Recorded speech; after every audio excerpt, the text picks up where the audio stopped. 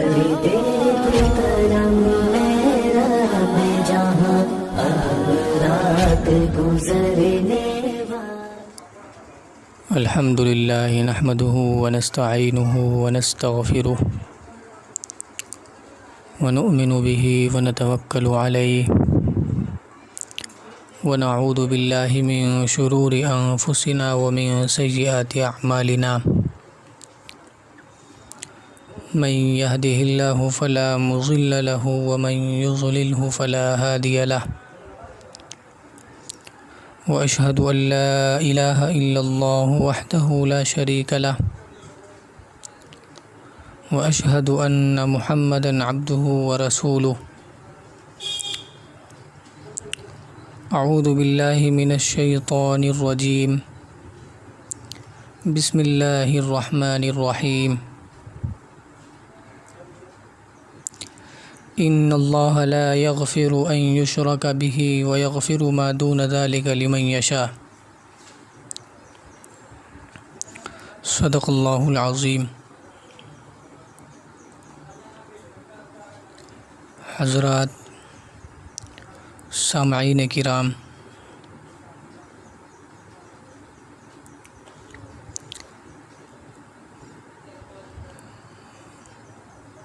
اللہ تبارک و تعالیٰ کے جو نیک بندے ہیں، اولیاء کرام، بزرگان دین، زندگی میں ان حضرات سے اپنے تعلقات رکھنا، ان کی صحبتوں سے مستفید ہونا، سلام و مصافحہ کرنا، زیارات کے لیے جانا، اپنے دینی اور دنیاوی امور میں ان کے مشوروں پر عمل کرنا اور اپنی حاجات کے لیے ان حضرات سے، ان اہل اللہ سے دعاؤں کی درخواست کرنا،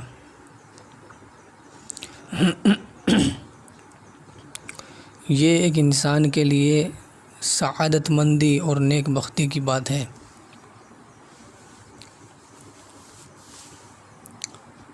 البتہ جب یہ حضرات دنیا سے چلے جائیں، انتقال ہو جائے، تو اب بہت ساری چیزیں الگ ہو جاتی ہیں۔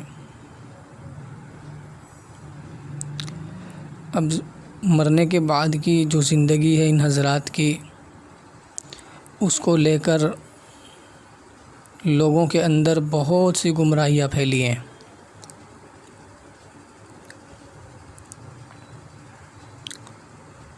یہ حضرات قبروں میں سوئے ہوئے ہیں، آرام فرما ہیں۔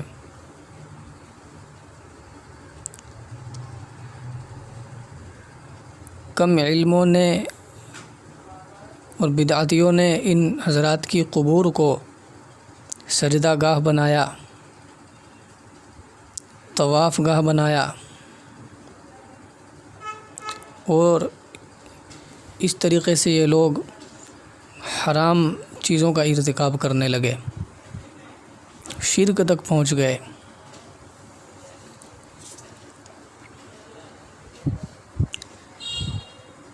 ان کی قبروں کو پکا بنایا، چادریں چڑھائیں، پھول چڑھائے، اگربتی، موم بتی، دھوم بتیاں، اور اس سے بھی آگے گئے تو انہی حضرات سے مانگنا بھی شروع کیا۔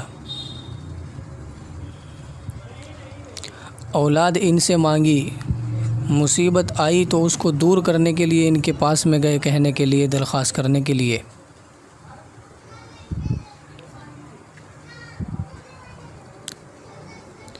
زندگی میں بھی ان حضرات سے دعا کرنا، انہی حضرات سے مانگنا بالکل جائز نہیں ہے، حرام ہے۔ دعا صرف اللہ تبارک و تعالیٰ سے کی جا سکتی ہے۔ ہاں، میں نے بھی بتلایا کہ دعا کی درخواست کر سکتے ہیں کہ آپ ہمارے لیے دعا فرمائیں، یہ نہیں کہ ڈائریکٹ انہی سے مانگنا شروع کر دیا کہ اولاد بھی آپ ہی دیں گے اور مصیبتیں بھی ہماری آپ ہی دور کریں گے۔ تو یہ سب چیزیں بہت غلط ہیں۔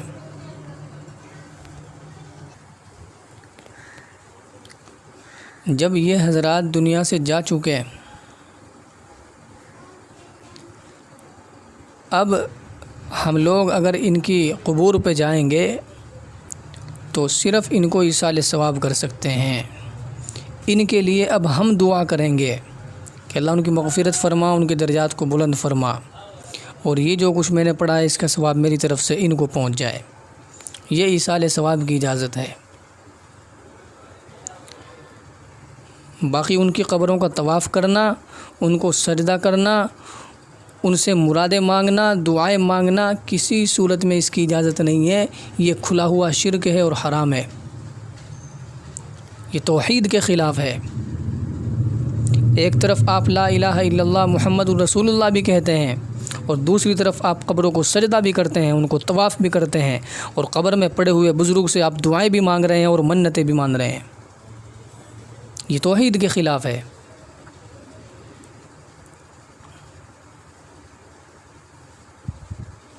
لوگوں نے بہانہ بنا لیا کہ جی ہم کلیر جاتے ہیں، ہم تو فاتحہ کے لیے جاتے ہیں۔ بھائی مردہ چاہے کتنے بھی دور پڑا ہو، آپ اس کو گھر بیٹھے بیٹھے بھی ایصال ثواب کر سکتے ہیں، اور جتنا ثواب گھر بیٹھ کر پڑھنے میں ملے گا، جو چیز آپ نے پڑھی ہے، سورہ فاتحہ پڑھی ہے، تو اس کا ثواب اتنا ہی وہاں پہنچنے کے بعد آپ ایصال کریں گے تب بھی اتنا ہی ملے گا، گھر بیٹھے بیٹھے آپ ایصال ثواب کریں گے تو بھی اتنا ہی ملے گا۔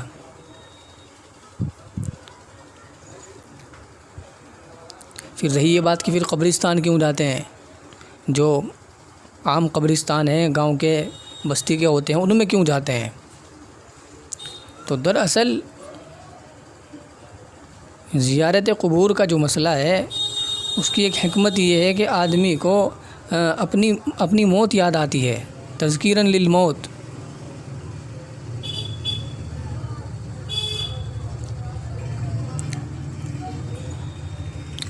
اور مزاروں پر اگر آدمی جائے گا تو یہ مقصد حاصل نہیں ہوتا، کیونکہ وہاں پہلے سے رونق ہے، وہاں لائٹیں لگی ہوئی ہیں، رنگ برنگی وہاں پہ بلب لگے ہوئے ہیں، اور ایسا گویا کہ بالکل جشن کا ماحول ہے، جیسے کوئی شادی ہو رہی ہے، کوئی فنکشن ہو رہا ہے۔ تو ایسی بارونق جگہ پر جب آدمی جاتا ہے تو موت یاد نہیں آتی ہے، بلکہ اور زندگی کی حرص پیدا ہوتی ہے اور جینے کا شوق پیدا ہوتا ہے۔ تو یہ مقصد تذکیر للموت کا جو مقصد ہے کہ موت یاد ہو، جی آخرت کی یاد تازہ ہو، یہ مقصد آج کل کے جو مزار ہیں ان پہ جا کے حاصل نہیں ہوتا ہے۔ وہاں تو بہت زیادہ رونق ہو رہی ہوتی ہے، اور اس کے برخلاف جو عام قبرستان ہے، سکون کا ماحول ہے، کوئی شور شرابہ نہیں ہے، اور کچی قبریں بنی ہوئی ہیں، تو ان کو دیکھ کے دل میں ایک خوف پیدا ہوتا ہے، موت یاد آتی ہے۔ یہاں یہ مقصد حاصل ہوتا ہے۔ حضرت تھانوی علیہ الرحمہ نے اس مضمون کو بہت اچھے طریقے سے سمجھایا۔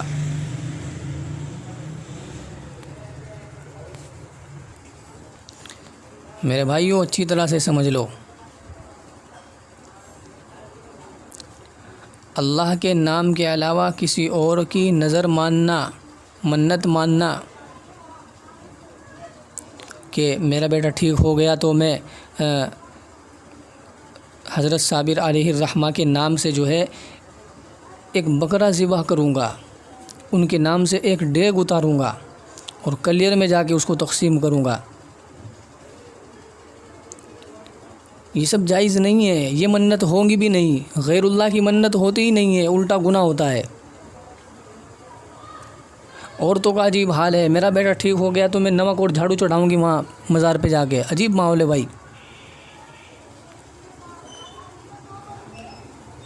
یہ کوئی منت نہیں ہوتی ہے۔ ایک آدمی نے منت مانی کہ اگر میرا فلاں کام ہو گیا تو میں کلیر میں جا کے یا کوئی بھی مزار ہو وہاں جا کے اللہ کے نام کی ایک ڈیگ جو ہے میں اتاروں گا، تقسیم کروں گا۔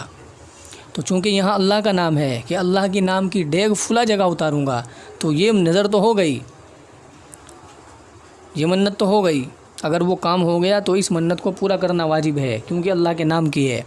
لیکن جو ہم نے بات کہی تھی کہ ہم کلیئر میں جا کے اتاریں گے وہ کوئی ضروری نہیں ہے. تمہارے گاؤں کے جو فقراء ہیں غرباء ہیں وہ مقدم ہیں, آپ یہاں کریں گے تو ہو جائے گی, وہ وہاں جانا ضروری نہیں ہے. اور فی الحال کا جو ماحول ہے بالکل بھی نہ جائیں, عام آدمی بالکل بھی نہ جائے. عقیدے خراب ہوتے ہیں, آدمی گناہوں میں مبتلا ہوتا ہے.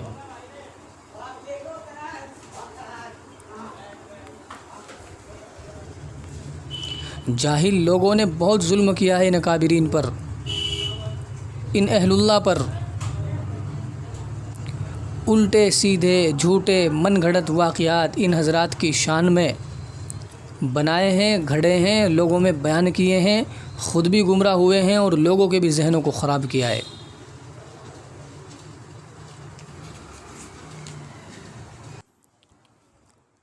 چنانچہ حضرت شیخ عبد القادر جیلانی رحمۃ اللہ علیہ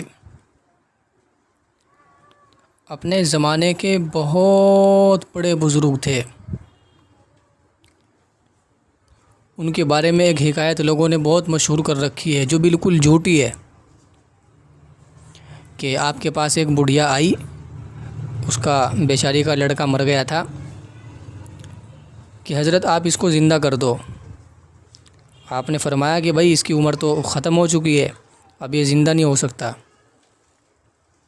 وہ رونے لگی اور اصرار کرنے لگی, بار بار کہنے لگی کہ نہیں آپ اس کو زندہ کر دیجیے. تو حضرت جو ہے حق تعالیٰ کی طرف متوجہ ہوئے اور عرض کیا, اللہ تعالیٰ کے دربار میں عرض کیا کہ اس لڑکے کو زندہ کر دیا جائے. اللہ تعالیٰ کی طرف سے حکم ہوا کہ اس کی تقدیر میں اور زندگی ہے ہی نہیں, اس لیے اب زندہ نہیں ہو سکتا. تو حضرت عبد القادر جیلانی علیہ الرحمہ اللہ تبارک و تعالیٰ سے کہتے ہیں, دیکھو کیا کہہ رہے ہیں کہ اے اللہ آپ سے کہنے کی تو اسی لیے ضرورت ہوئی کہ اس کی تقدیر میں اور زندگی نہیں تھی. اگر اس کی تقدیر میں کچھ اور زندگی اور بھی باقی ہوتی تو آپ سے کہنے کی ضرورت ہی کیا تھی, پھر تو آپ مجبور ہو کر خود ہی زندہ کرتے. دیکھو کتنی غلط بات اور کتنا سخت جملہ ہے یہ, جو کہتے ہیں کہ حضرت شیخ عبد القادر جیلانی علیہ الرحمٰ نے یہ اللہ تعالیٰ سے کہا, نعوذ باللہ. آگے چلیے. اب اللہ تعالیٰ کی طرف سے حکم ہوا کہ پھر تقدیر کے خلاف تو ہو نہیں سکتا. تو اس پر غوث اعظم کو حضرت عبد القادر جیلانی علیہ الرحمٰ کو جلال آیا, غصہ آیا, اور آپ نے اپنی قوت کشفیہ سے ملک الموت کو ٹٹولا کہ وہ اس وقت کہاں ہیں. آخر ان کو نظر آئے تو دیکھا کہ وہ ایک تھیلے میں اس دن کے مردوں کی روحیں بھر کے لے جا رہے ہیں. ابھی تک اللہ تبارک و تعالیٰ کے پاس وہ روحیں لے کر کے نہیں پہنچے. تو حضرت نے غوث اعظم نے ان کو ٹوکا اور کہا کہ بڑھیا کے لڑکے کی روح واپس کر دو, تم اس کو نہیں لے جا سکتے. ملک الموت نے انکار کیا تو آپ نے وہ تھیلا ان کے ہاتھ سے چھین کر کھول دیا, اسے الٹا کر دیا. جتنی روحیں تھیں سب کی سب وہ پھر اڑ گئی, اور اس دن جتنے مرے تھے سب زندہ ہو گئے. تو غوث اعظم نے حق تعالیٰ سے کہا کہ کیوں اب راضی ہو گئے, ایک مردے کے زندہ کرنے پر راضی نہ ہوئے, اب بہت جی خوش ہوا ہوگا جب ہم نے سارے مردوں کو زندہ کر دیا. لا حول ولا قوت الا باللہ, استغفر اللہ.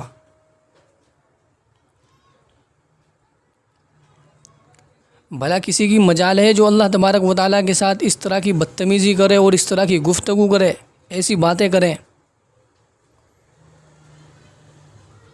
تو یہ سب کی سب حکایات جو ہے اس طرح کی, یہ سب گھڑی ہوئی ہیں, یہ جاہلوں کا کام ہے جی, ان کا حقیقت سے کوئی تعلق نہیں ہے. اگر کوئی شخص اس طرح کے عقیدے رکھتا ہے حضرت شیخ عبد القادر جیلانی کے بارے میں, اللہ تبارک و تعالیٰ کے بارے میں کہ یوں کہا وہ کہا, اور اللہ تبارک و تعالیٰ کے ساتھ میں اس طرح کی وہ جو ہے باتوں کا قائل ہے, تو اس کا تو ایمان ہی خطرے میں ہے. کیا ہے بھائی یہ کوئی توحید تھوڑا ہی ہے.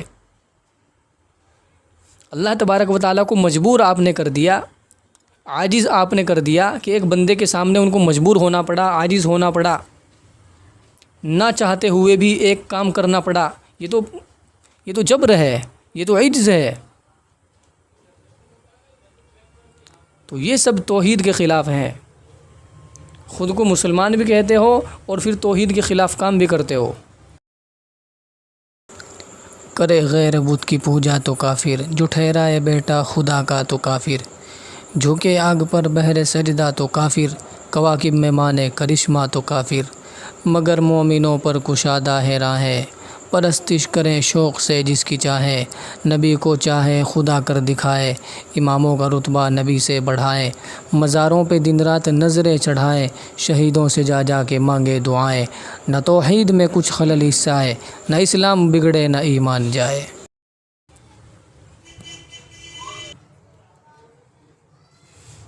اچھی طرح سمجھ لو، دنیا کے اندر جتنے بھی انسان آئے ہیں ان میں سب سے افضل ہمارے نبی صلی اللہ علیہ وسلم ہیں۔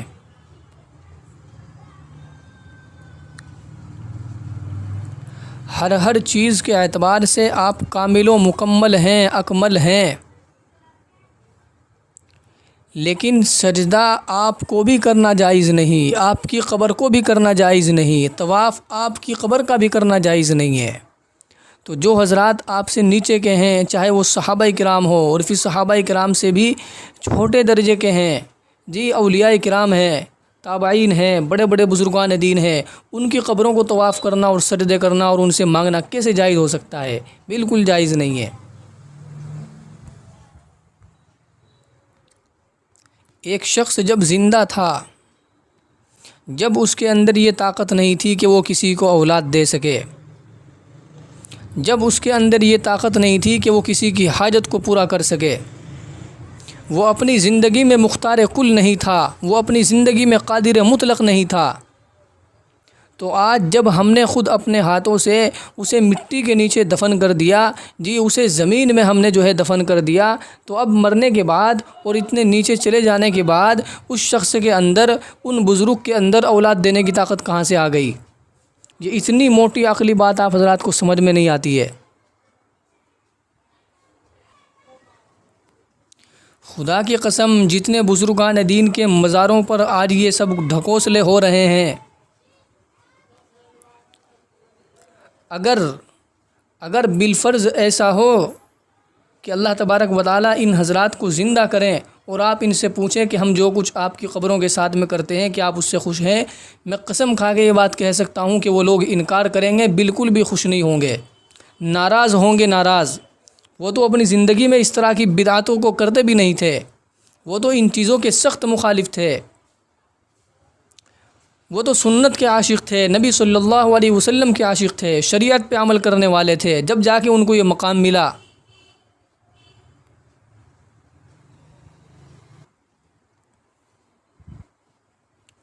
اللہ تبارک و تعالیٰ نے انسان کو معظم بنایا، اسے عزت دی ہے، وَلَقَدْ كَرَّمْنَا بَنِي آدم، محترم بنایا ہے انسان کو۔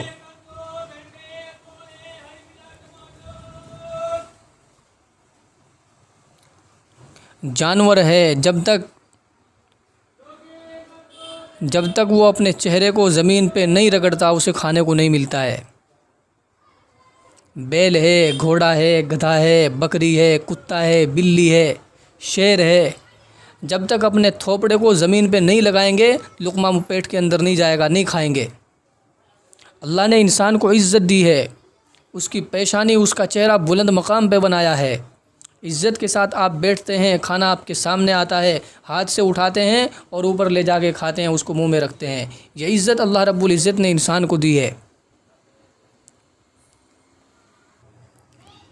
تو یہ پیشانی اللہ تبارک و تعالیٰ نے اس لیے نہیں دی کہ آپ قبروں کے سامنے جا کے سر پھوڑتے رہو، آپ ایک مخلوق کے سامنے جا کے سر جھکاؤ، بلکہ یہ اس لیے دی ہے کہ جس نے بنائی ہے یہ پیشانی، جس نے بنایا ہے اس انسان کو، جس نے سب کچھ یہ عزت دی ہے انسان کو، یہ پیشانی صرف اسی کے سامنے جھکنی چاہیے۔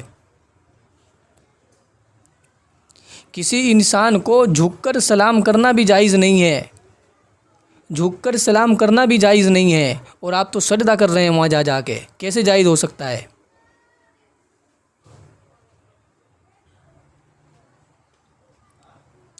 ایک لطیفہ سنا تھا، میں آپ کو سناؤں۔ لطیفہ ہے بات سمجھانے کے لیے کہ ایک شخص کو فالج ہو گیا، اس کا جو آدھا حصہ ہے ایک طرف کا مفلوج ہو گیا، وہ کام کرنا بند کر دیا، اور ایک طرف کا صحیح ہے۔ اب وہ چلے گئے ایسے ہی کسی مزار کے پاس میں،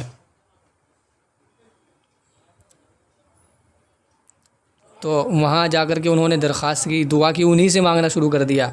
تو انہوں نے کہا کہ کیا مسئلہ ہے بھائی کہ میرا آدھا حصہ کام نہیں کر رہا؟ تو انہوں نے کہا کہ میرے دونوں حصے کام نہیں کر رہے ہیں، میں پورا مرا پڑا ہوں۔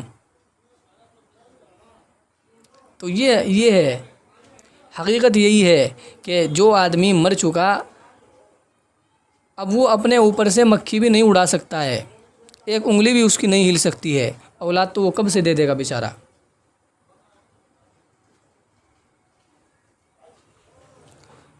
تو اس لیے میرے بھائیوں، ہم نے ان حضرات اکابرین کے بارے میں غلو سے کام لیا ہے۔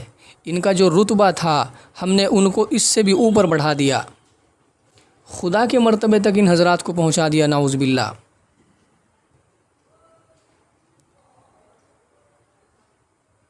یہ سب افراد و تفرید ہے، یہ سب غلط باتیں ہیں۔ آپ حضرات ہوش کے ناخن لیں، ان بدعتوں سے اور ان گمراہیوں سے آپ نکل کے آئیں، ان اندھیریوں سے روشنی کی طرف آئیں۔ جو حق بات ہے آپ اس پہ عمل کریں، جو اللہ تعالیٰ فرما رہے ہیں، نبی صلی اللہ علیہ وسلم فرما رہے ہیں، آپ اس کو فالو کریں، اس پہ عمل کریں، اسی میں ہمارے لیے نجات ہے۔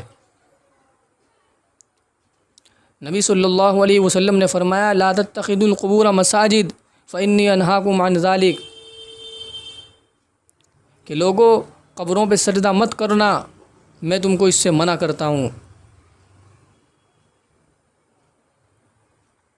اللہ کے نبی صلی اللہ علیہ وسلم نے فرمایا کہ میں اگر کسی کو اللہ تبارک و تعالیٰ کے علاوہ کسی اور کو سجدہ کرنے کا حکم دیتا تو میں عورت کو حکم دیتا، بیوی کو حکم دیتا کہ وہ اپنے شوہر کو سجدہ کرے، لیکن چونکہ اللہ تعالیٰ کے علاوہ کسی کو سجدہ کرنا جائز نہیں ہے، اس لیے یہ حکم نہیں ہے۔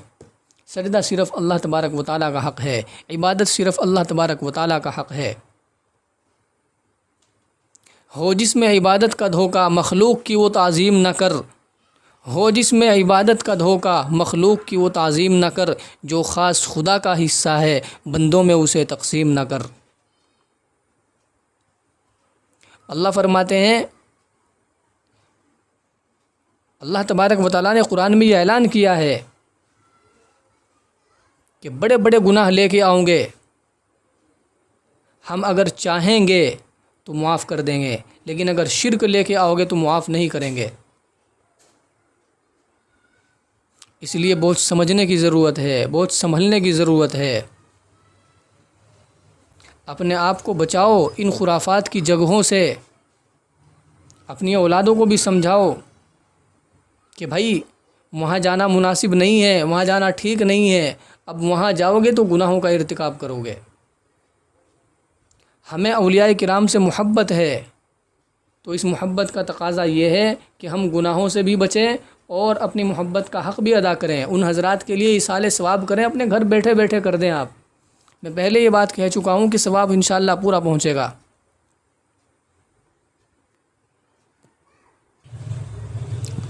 اللہ تبارک و تعالی ہر طرح کی خرافات سے، بدعات سے ہماری نسلوں کی امت مسلمہ کی حفاظت فرمائے۔ وآخر دعوانا الحمد للہ رب العالمین۔